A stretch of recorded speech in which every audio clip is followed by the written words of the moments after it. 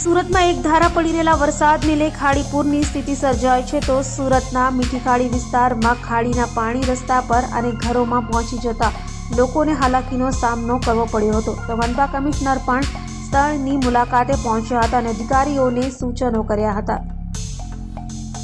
હવામાન વિભાગની આગાહીને લઈ સુરતમાં રવિવારથી અવિરત મેઘમહેર થઈ રહી છે, જેને લઈ સુરતના રસ્તા ઉપર પાણી ફરી વળ્યા છે। શહેરના અનેક વિસ્તારોમાં પાણી રસ્તા પર ફરી વળ્યા બાદ હવે ખાડીની જળ સપાટી વધી ખાડી કિનારેના મકાનોમાં પાણી ભરાઈ ગયા હતા।